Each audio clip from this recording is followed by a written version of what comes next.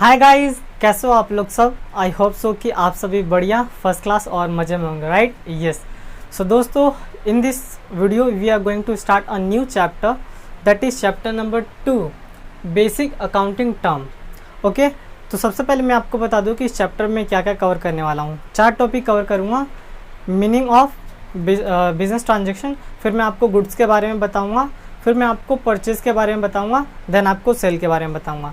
तो अगर ये 4 वर्ड के ऊपर आपका कमांड है तो वीडियो को स्किप कीजिए, आगे बढ़ जाइए, ठीक है।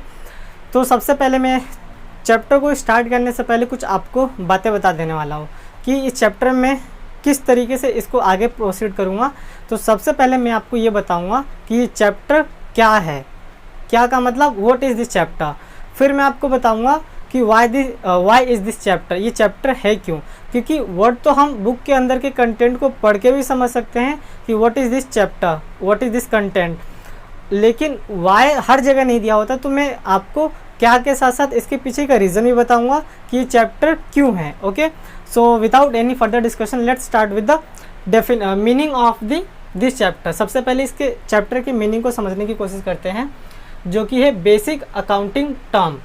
देखो, इस चैप्टर के नाम से निकल के आता है कि अकाउंटिंग में यूज होने वाले जितने भी बेसिक्स टर्म्स हैं, टर्म्स का मतलब शब्दकोश, वोकैबुलरी हो गया, जिसको हम अलग अलग नाम जानते हैं, वोकैबुलरी, टर्म्स, टर्मिनोलॉजीज, सबका मतलब सेम है। तो हम यहाँ पे जानेंगे कि बिजनेस के अंदर जो भी इवेंट हो रहा है, जो भी ट्रांजैक्शन हो रहा है, जो भी लेन देन हो रहा है, उन लेन देन को रिकॉर्ड करने के लिए किन किन अकाउंटिंग टर्म्स का अपने को यूज़ करना पड़ेगा, मतलब किन किन वर्ड्स का यूज़ करना पड़ेगा। देखो, क्या होता है कि कोई भी जितने भी ह्यूमन बींग्स हैं, मतलब कि मानव प्रजाति है धरती पे, ये अलग अलग कैटेगरी से बिलोंग करते हैं। कैटेगरी इन द सेंस कि नॉट इन द पीसेस। मैं बात कर रहा हूँ यहाँ पे, कोई भोजपुरी बोलता है, कोई हिंदी बोलता है, कोई अंग्रेज़ी बोलता है, कोई उर्दू बोलता है, कोई फारसी बोलता है, कोई संस्कृत बोलता है। मतलब कि इतने सारे लैंग्वेजेस बांट दिए गए हैं।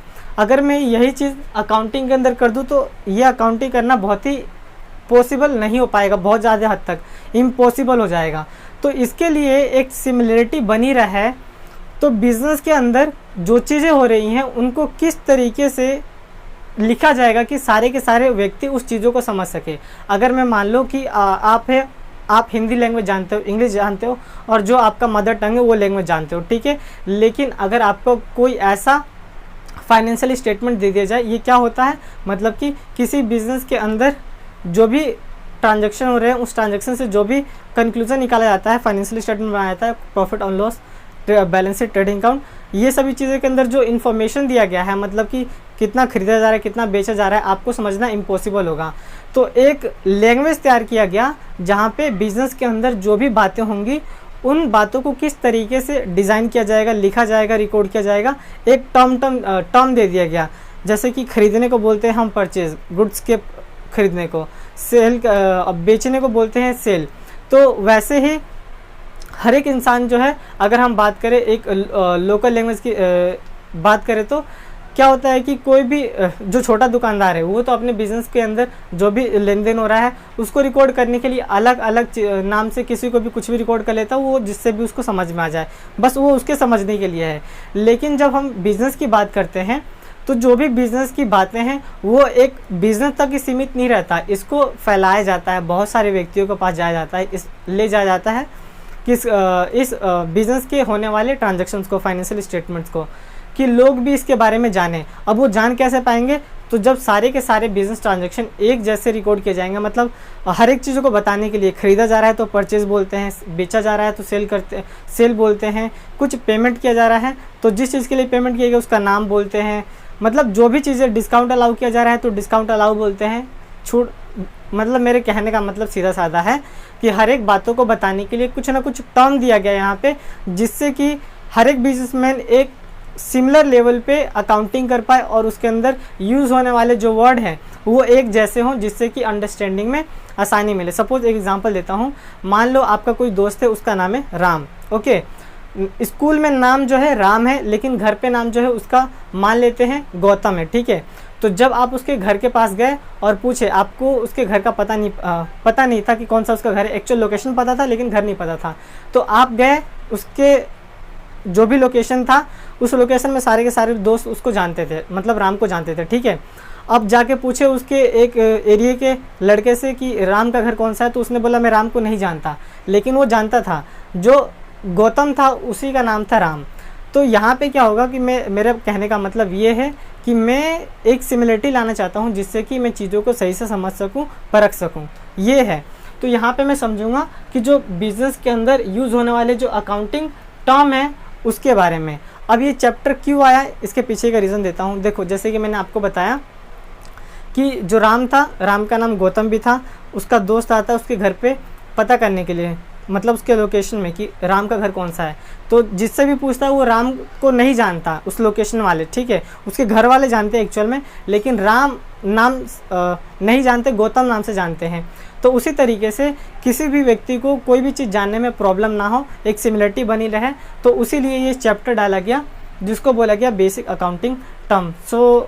तो मैंने अपने बातों को यहाँ पे इतने से वर्ड में रखा। अगर मैं इसको सम अप करते हुए चलूँ तो क्या की बात करूँ, इसके अंदर क्या पढ़ेंगे, तो बिज़नेस के अंदर यूज़ होने वाले जो भी टर्मिनोलॉजीज़ है, जैसे कि हर एक इंसान, एक जो भोजपुरी बोलता है, मैथिली बोलते हैं, उर्दू बोलते हैं, फ़ारसी बोलते हैं, पानी को अलग अलग नाम से जानते हैं, खाना खाने को अलग बोलते हैं, कहीं जा रहे होते हैं तो वो अलग लैंग्वेज यूज़ करते हैं।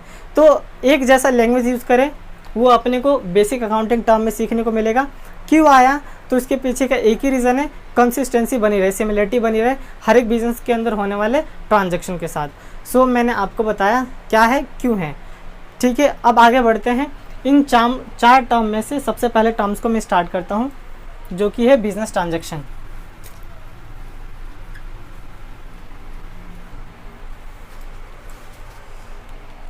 मेरे साथ लिखना स्टार्ट करेंगे।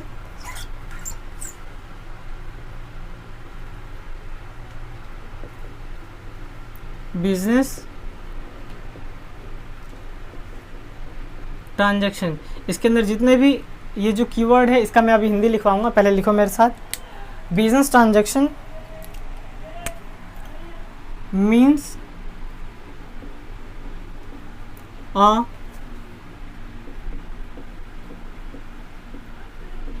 monetary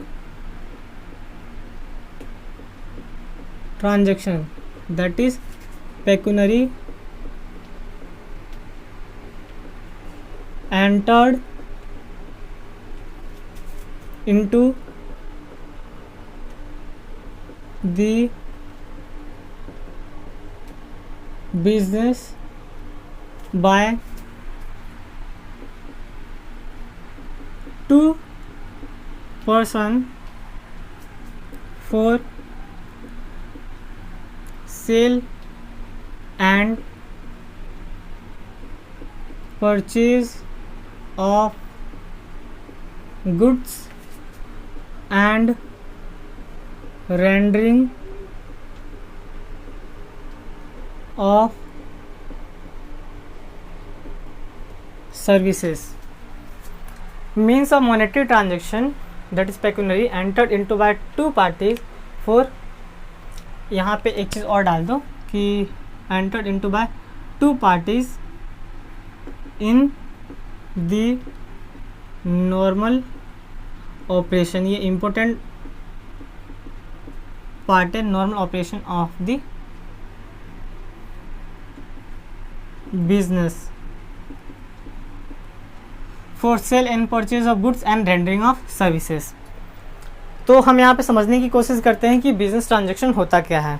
देखो, बिजनेस का मतलब आप लोग क्या जानते हो, ऑलरेडी जानते हो। बिजनेस का मतलब होता है 3 चीज़ें। आप चाहे व्यापार कर रहे हो, ट्रेड कर रहे हो जिसे बोलते हैं, आप किसी प्रोफेशन में इंक्लूड हो मतलब पेशे में, या फिर ऑक्यूपेशन का मतलब रोज़गार। तीनों का मतलब एक शॉर्ट में बताता हूँ। ट्रेड करने का मतलब कि आप बना बनाया मार्केट से माल उठाते हो और ले जाके बेच देते हो, ट्रेड करना। प्रोफेशन की बात करें तो जहाँ पे आप कोई सामान नहीं बेचते हो, अपना नॉलेज, अपना स्किल किसी दूसरे पर्सन को सर्व करते हो और उसके बदले में आप अपनी फीस चार्ज करते हो, प्रोफेशन। ऑक्यूपेशन की बात करें तो रोज़गार करना, जैसे कोई व्यक्ति किसी पर्सन के अंडर में रह के काम करता है उसको बोलते हैं ऑक्यूपेशन। ओके, 3 चीज़ें अगर हिंदी में इसको मैं बोलूँ, बिजनेस का मतलब होता है व्यवसाय। इसको एक बार मैं पढ़ देता हूँ सबसे पहले। Business transaction means of monetary transaction that is pecuniary entered into bye entered into the business by two parties in the normal operation of the business for sale and purchase of goods and rendering of services। ये मैंने लिखा है। अब मैं business का मतलब आपको समझ में आया, ट्रांजैक्शन का मतलब समझ लेते हैं। ट्रांजैक्शन का मतलब होता है कि बिजनेस के अंदर होने वाले जितने भी लेन देन हैं, लेन देन का मतलब कि बिजनेस के अंदर कुछ सामान खरीदा जा रहा है, कुछ सामान बेचा जा रहा है, किसी को कुछ पेमेंट किया जा रहा है, किसी से कोई पेमेंट रिसीव किया जा रहा है, किसी को डिस्काउंट दिया जा रहा है, कोई रेंट पे किया जा रहा है, एम्प्लॉई को सैलरी पे किया जा रहा है। ये सभी क्या है? तो इन सभी चीज़ों को ही हम बोलते हैं ट्रांजैक्शन। हिंदी में बोले तो लेन देन। इसका डेफिनेशन क्या है? अगर 2 मार्क्स में ही आता है तो आपको ये लिख के आना है। Business transaction means of monetary, monetary को अंडरलाइन करेंगे। मॉनेटरी का मतलब होता है मनी, मनी मतलब मुद्रा। कोई भी व्यावसायिक लेन देन जो कि मनी के फॉर्म में, means of monetary transaction. Transaction मैंने अभी आपको लिखवाया है, मीन्स ऑफ मॉनेटरी ट्रांजैक्शन, पैसे का लेन देन। ये मॉनेटरी को ही हम बोलते हैं pecuniary. Okay, entered into by the business, entered into the business by two parties, जहाँ पे 2 पार्टी का इन्वॉल्वमेंट होता है बिजनेस के अंदर, इन the normal operation of the business. मतलब जो बिजनेस एक्चुअल में चल रहा है उस बिजनेस के अंदर इन्वॉल्वमेंट हो रहा है। फॉर सेल, सेल का मतलब होता है बेचना, एंड परचेज का मतलब होता है खरीदना। तो सेल हिंदी लिख रहे हैं यहाँ पे, सेल का मतलब तो ऑब्वियसली पता ही होगा, बेचना, एंड परचेज का मतलब खरीदना। ऑफ गुड्स, गुड्स का मतलब होता है कि जो भी सामान एक दुकानदार के दुकान में रखा हुआ है वो सारा का सारा उसका गुड्स कहलाएगा। अभी के लिए इतना ही समझो। तो जब कभी भी सेल हो रहा है या फिर परचेज हो रहा है या फिर रेंडरिंग ऑफ सर्विसेज, सर्विसेज देने का मतलब कि अगर आप एक सीए हो, सीएमए हो, सीएसओ, एडवोकेट हो, तो आप अपना जो नॉलेज, आप अपना जो स्किल दूसरों को दे रहे हो, उसके बदले में जो भी आप अमाउंट चार्ज करते हो उसको बोलते हैं बिजनेस ट्रांजैक्शन। तो बिजनेस ट्रांजैक्शन का मतलब क्या है, एक एग्जाम्पल के थ्रू समझते हैं। देखो, सपोज ये मिस्टर ए है, मिस्टर ए जो कि एक शॉपकीपर है।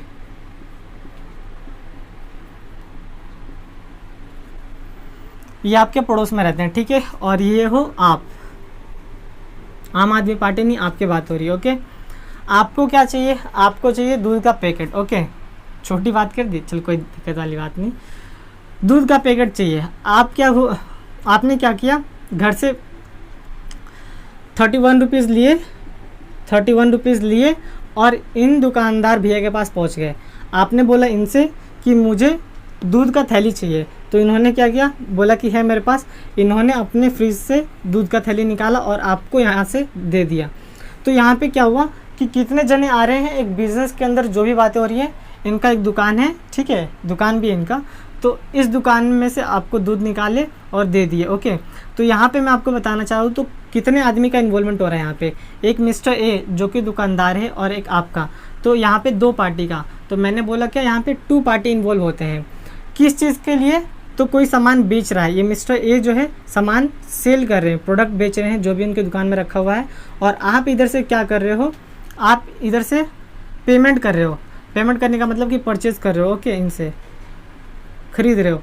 तो किस चीज़ के लिए यहाँ पे इन्वॉल्वमेंट हुआ है, सेल करने के लिए या फिर परचेज करने के लिए? ये सेल कर रहे हैं इनके पॉइंट ऑफ व्यू से देखा जाए, और इनके पॉइंट ऑफ व्यू से देखा जाए तो परचेज कर रहे हैं, ये मतलब खरीद रहे हैं। फिर क्या करेंगे, ये मिस्टर ए इनको दूध का थैला देंगे जिसको हम बोलते हैं गुड्स, और आप जो है इनको 31 रुपीज़ का पेमेंट कर दोगे। तो यहाँ पे कहीं ना कहीं मनी का इन्वॉल्वमेंट हुआ। तो ऊपर वाले लाइन में बोला गया कि मीन्स ऑफ मॉनेटरी ट्रांजैक्शन, यहाँ पे पैसे का इन्वॉल्वमेंट हो रहा है ना, 31 रुपीज़, तो यही बोल दिया गया यहाँ पे कि मीन्स ऑफ मॉनेटरी ट्रांजैक्शन, पैसे का लेन देन, entered into the business by 2 parties, 2 parties के द्वारा एंटर्ड हो रहा है, मिस्टर ए एंड आप, इन the normal operation of the business. मतलब जो इनका कामकाज है, जो दुकान है, ये दूध बेचते हैं, बहुत सारी चीज़ें बेचते हैं, तो उसके अंदर sale and purchase of goods and rendering of services. तो यहाँ पे ये आपको गुड्स सेल कर रहे हैं। ओके, तो इसका मतलब हुआ ये बिजनेस ट्रांजैक्शन। आई होप कि इसको इतना भी बताने की ज़रूरत नहीं, क्या है ना कि आप लोग ये ऑलरेडी चीज़ें जानते हो। यहाँ पे बस मेरे को पॉलिश लगा देना है कि ये है, ये है, कोई चीज़ में दिक्कत वाली बात नहीं है। तो आई होप कि आपको बिजनेस ट्रांजैक्शन का मतलब पता हो, समझ में आया होगा। बिजनेस ट्रांजैक्शन का मतलब इन सम अप किया जाए तो बिजनेस के अंदर होने वाला लेन देन जहाँ पे मनी का इन्वॉल्वमेंट होना ज़रूरी है। अगर सपोज़ आपके फ्रेंड जो है एक प्रोफेशनल है, मतलब एक एडवोकेट मान लेते हैं, आप गए उनके पास, ओके, आप जाने के बाद उनसे कुछ कंसल्टेंसी ली किसी भी मैटर को सुलझाने के लिए, ओके, और आपकी बातचीत हुई सिर्फ और कोई भी फीस का इन्वॉल्वमेंट नहीं हुआ, तो उसको हम बिजनेस ट्रांजैक्शन नहीं बोलेंगे।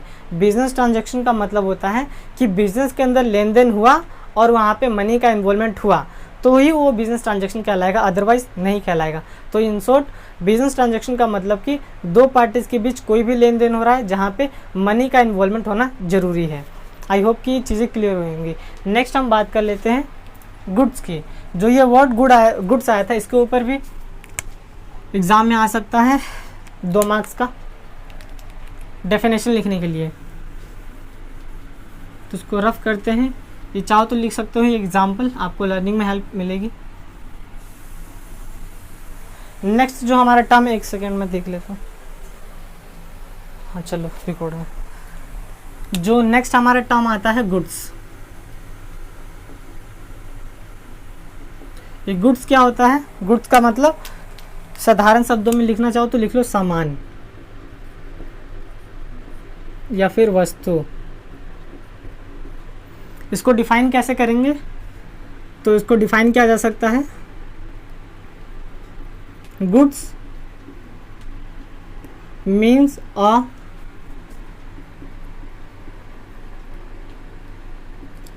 फिजिकल items of trade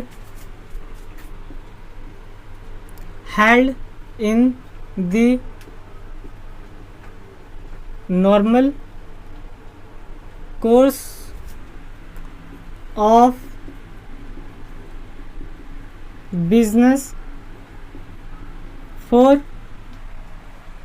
किस चीज़ के लिए? सेल और फॉर सेल और use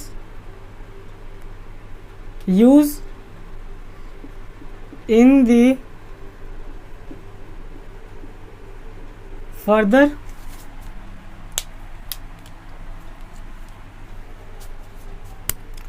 production of goods. Okay, तो गुड्स का मतलब क्या होता है? हिंदी में बोला जाए सामान। देखो पहले मैं इसको पढ़ देता हूँ, फिर उसके बाद इसका मतलब समझाऊंगा। गुड्स का मतलब है means any physical item. Physical का मतलब होता है जिसको भी देखा जा सके, जिसको भी छुआ जा सके। जैसे इस बोर्ड को छू सकता हूँ, देख भी सकता हूँ, ये फिजिकल आइटम है। आपका मोबाइल फ़ोन फिजिकल आइटम है। घर में रखे हुए जितने भी सामान है फिजिकल आइटम। तो वही बोला गया कि goods means a physical item, एक physical item of a trade. Trade का मतलब कि बिजनेस का एक फिजिकल आइटम है, held in the normal course of business, जो कि बिजनेस के अंदर रखा गया है। हेल्ड का मतलब होता है रखना। फॉर सेल, सेलिंग पर्पज़ के लिए, मतलब बेचने के लिए कोई भी सामान बिजनेस के अंदर रखा गया है वो। और use in the further production of the goods, जिसका यूज़ करेंगे हम प्रोडक्शन करने के लिए दोबारा से किसी गुड्स का, तो वो भी मेरा गुड्स कहलाएगा। एग्जाम्पल के लिए मान लो आप एक बिजनेसमैन हो, ओके,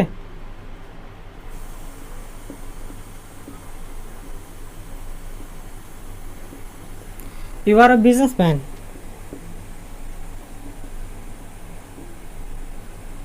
ओके, आपका क्या काम है? आपका टेक्सटाइल का काम है, मतलब फैब्रिक का काम है, कुछ भी लिख लो, टेक्सटाइल बिजनेस।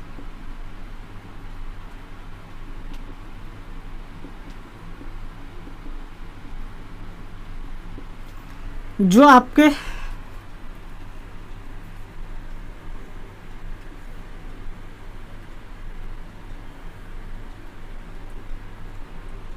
ये आपकी फैक्ट्री है, ओके, और ये है उसका दरवाज़ा। छत सही से बनाया तो ये आपका शॉप मान लेते हैं, शॉप। आप क्या बेचते हो? देखो आपका एक टेक्सटाइल का बिजनेस है, आप जो है बना बनाया मार्केट से कपड़ा खरीदते हो, ठीक है, मतलब कि टी शर्ट वगैरह खरीदते हो, लाते हो यहाँ पे बेच देते हो। एक चीज़ जिसको हम बोलते हैं फाइनल गुड्स, इस पे फाइनल नहीं, इसको फिनिश बोल दो।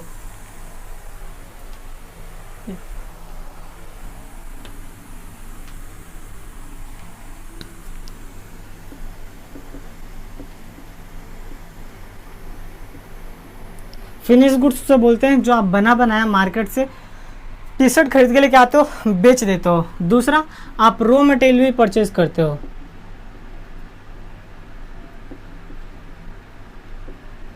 रॉ मटेरियल का मतलब कि आप सिर्फ और सिर्फ कपड़ा खरीदते हो मार्केट से, अपने फैक्ट्री में लेके जाते हो और उसको एक डिज़ाइन देते हो, एक शेप में तैयार करते हो। मतलब कि आप अपने फैक्ट्री के अंदर उस कपड़े को एक टी शर्ट के अंदर तैयार करते हो, तो उसको बोलेंगे हम रॉ मटेरियल, जो कपड़ा खरीद के लेके आए, ठीक है। तो यहाँ पे गुड्स का मतलब समझना कि आपका टेक्सटाइल का बिजनेस है, ओके। आप कोई भी फिजिकल आइटम का मतलब ये भी फिजिकल आइटम है जो आप कपड़े खरीद के लेके आ रहे हो, कपड़े बने बनाए वाले, या फिर जो रॉ मटेरियल परचेज किया सिर्फ और सिर्फ कपड़ा, वो आपका फिजिकल आइटम है जो आपके बिजनेस के अंदर रखा गया है। ये जो फिनिश गुड्स है बेचने के लिए रखा गया है, रॉ मटेरियल प्रोडक्शन करने के लिए रखा गया आगे।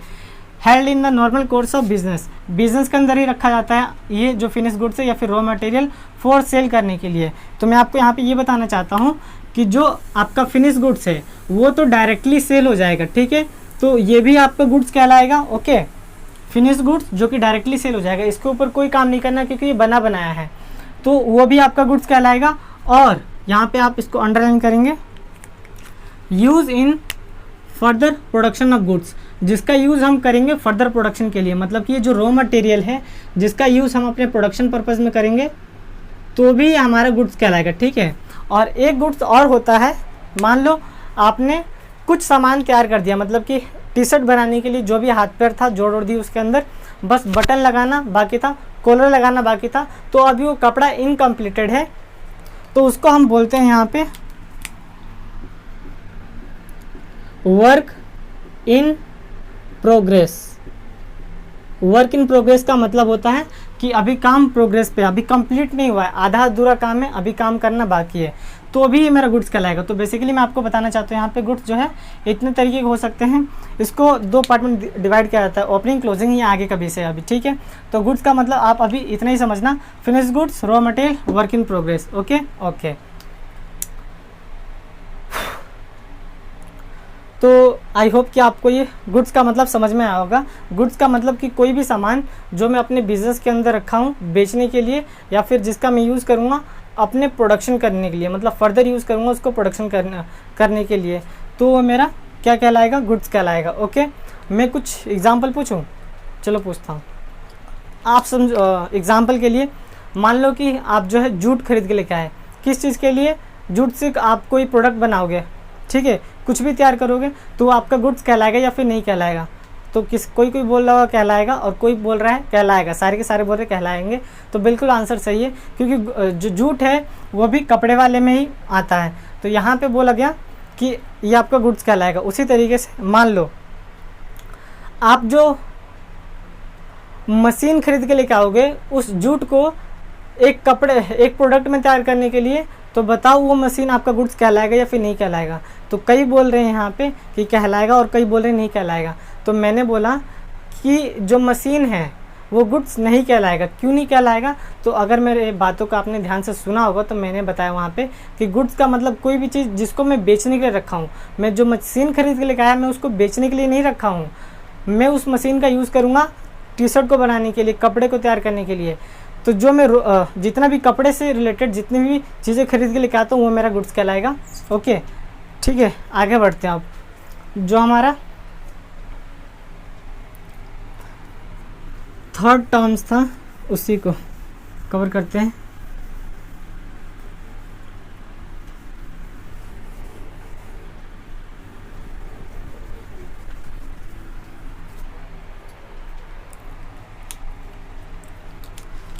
थर्ड लिख लो यहाँ पे, और सेल का कर लेते हैं। सेल का हिंदी होता है बेचना।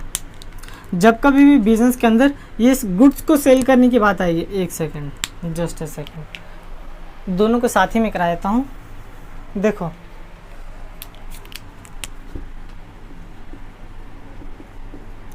जब कभी भी बिजनेस के अंदर गुड्स की बात आती है तो दो ही चीज़ हो सकता है,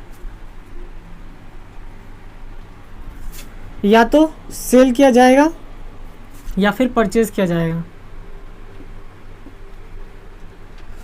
सेल करने का मतलब होता है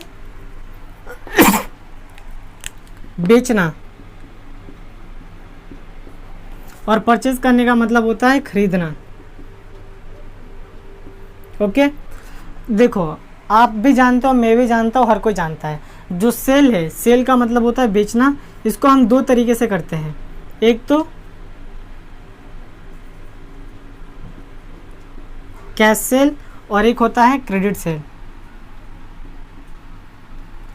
दोनों में क्या डिफरेंस अभी मैं बताऊंगा। उसी तरीके से परचेज के अंदर भी दो तरीके से परचेज होता है, कैश, क्रेडिट।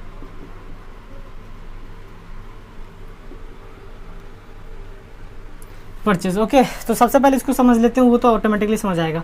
एक चीज़ समझ में आ गया, दूसरा अपने आप ही समझ में आ जाएगा। सेल का मतलब बेचना। बेचना दो तरीके से हो सकता है, कैश में बेचना या फिर उधार में बेचना। तो जब कभी भी हम कैश में गुड्स का सेल करते हैं, जब गुड्स का सेल जो है कैश में हो रहा है तो उसको बोलते हैं कैश सेल। आपने क्या किया, गए जो भी आपको फाइबर प्रोवाइड करते हैं, जो भी आपको कपड़े प्रोवाइड करते हैं, उनके पास गए और आपने पेमेंट किया अपनी जेब से, और जो भी आपको सामान लेना था आप लेके आए। दैट इज़, सॉरी, सेल की बात करें, माफ़ कीजिएगा। सेल कोई भी व्यक्ति आपके पास आया, उसको जो भी सामान चाहिए आपने उसे प्रोवाइड किया और उसने कैश दे दिया, that is cash cell. Okay, credit sale का मतलब कि कोई भी व्यक्ति जब आपके पास से उधार सामान लेके जाता है तो उसको हम बोलते हैं क्रेडिट सेल, मतलब उधारी बेचना।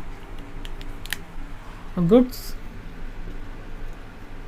सेल हुआ है ऑन क्रेडिट। क्रेडिट का मतलब उधार।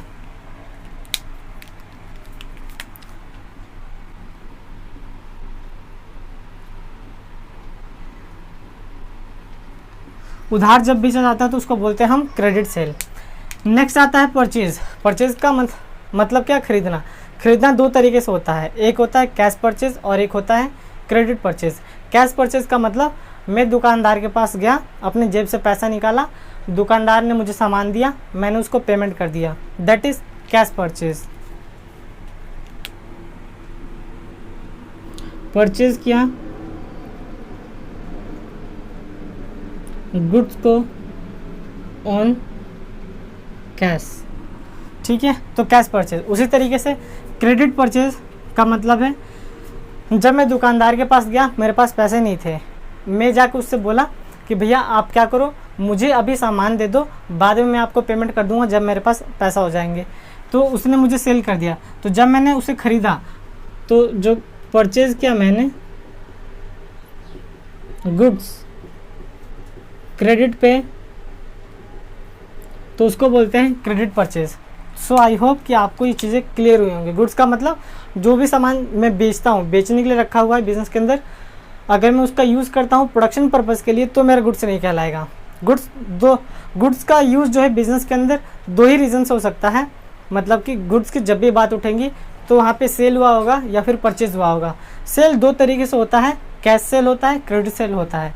परचेज दो तरीके से होता है, कैश परचेज होता है, क्रेडिट परचेज होता है। तो आई होप कि आपको ये क्लास जो है पूरी प्रॉपर समझ में आई होंगी। मैं एक बार जस्ट सेकेंड रिवाइज़ करवा देता हूँ। क्या करता हूँ कि मैं क्लास को समअप कर देता हूँ यहाँ पे। सबसे पहले मैंने आपको बताया बिजनेस ट्रांजैक्शन। बिजनेस ट्रांजैक्शन का मतलब कोई भी चीज़ जो कि बिजनेस के अंदर हो रहा है, सामान का खरीदना, सामान का बेचना, जहाँ पे मनी का इन्वॉल्वमेंट होना जरूरी है, बिजनेस ट्रांजैक्शन। फिर मैंने आपको बताया गुड्स का मतलब कोई भी सामान जो कि मैं अपने बिजनेस के अंदर रखा हूँ बेचने के लिए, ठीक है, सिर्फ और सिर्फ बेचने पर्पज़ के लिए, और वो मेरा मेन काम है, उसके अलावा मैं किसी भी चीज़ का सेल करता हूँ वो मेरा गुड्स का सेल नहीं कहलाएगा। वो जिस चीज़ का सेल किया मैंने वो उस चीज़ का सेल कहलाएगा। गुड्स का सेल का मतलब कि जो चीज़ मेरा डेली बेसिस पे काम है बेचना खरीदना, वो मेरा गुड्स कहलाएगा। नेक्स्ट आया सेल। सेल का मतलब होता है बेचना। सेल दो तरीके से होता है, एक तो कैश सेल और एक होता है क्रेडिट सेल। कैश सेल का मतलब सामने वाले से पेमेंट रिसीव किया, उसको सामान दे दिया, कैश सेल। क्रेडिट सेल का मतलब सामने वाले को गुड्स दे दिया, अमाउंट रिसीव नहीं हुआ इमीडिएटली, क्रेडिट सेल। परचेज दो तरीके से होता है, cash purchase and credit purchase. Cash purchase का मतलब गया दुकानदार के पास, मैंने पेमेंट किया, सामने से सामान ले लिया। और क्रेडिट परचेज का मतलब कि मैं दुकानदार के पास गया, सामान लिया, लेकिन इमीडिएट पेमेंट नहीं किया, क्रेडिट परचेज। तो आई होप कि आपको ये क्लास समझ में आई होंगी। अगर अभी तक कोई भी डाउट या फिर क्वेरी रह जाता है, कोई भी चैप्टर का कोई भी कॉन्सेप्ट हो, आप जो है बता सकते हो, मैं उसका डेफिनेटली आंसर करूँगा। और कोई भी दिक्कत या फिर क्वेरी हो तो आप उसको कमेंट सेक्शन में मेंशन कर सकते हैं, मैं आपको उसका रिप्लाई जल्दी दूंगा। ठीक है, मिलते हैं नेक्स्ट क्लास में। Thank you very much for watching the video.